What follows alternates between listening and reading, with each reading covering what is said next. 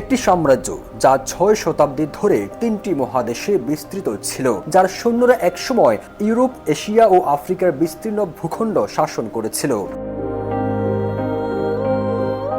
Ottoman সাম্রাজ্য একেবারে বিলুপ্ত হয়ে যায় প্রথম বিশ্বযুদ্ধের পর। কিন্তু কেন, কিভাবে, কোন ভুলগুলো তাদের পতন ডেকে আনে?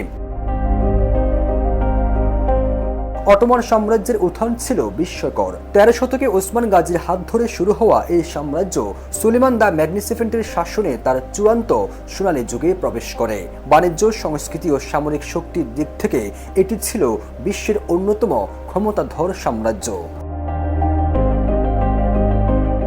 তবে এই সাম্রাজ্যের ভিত কেঁপে উঠতে শুরু করে ১৮ শতকের শেষ দিকে। দুর্নীতি, ভুলনীতি, ক্ষমতার দ্বন্দ্ব এবং ইউরোপের শক্তিশালী দেশগুলোর আধিপত্যের কারণে অটোমানদের শক্তি কমতে শুরু করে।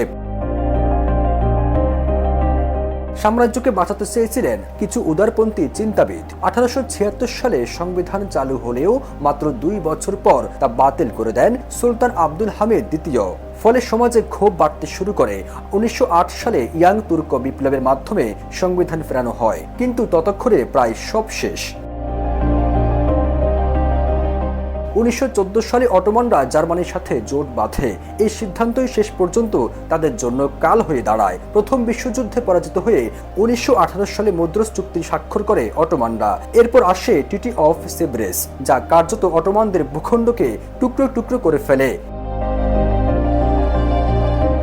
অটোমানদের পতনের ধ্বংসস্তূপের মধ্য থেকে উঠে আসেন নেতা মোস্তফা কামাল আতাতুর্ক। তিনি তুরস্ককে রক্ষা করতে এবং আধুনিক রাষ্ট্র গঠনের জন্য যুদ্ধ শুরু করেন। ১৯২২ সালে আনুষ্ঠানিকভাবে অটোমান সাম্রাজ্যের অবসান ঘটে এবং ১৯২৩ সালে জন্ম নেয় আধুনিক তুরস্ক।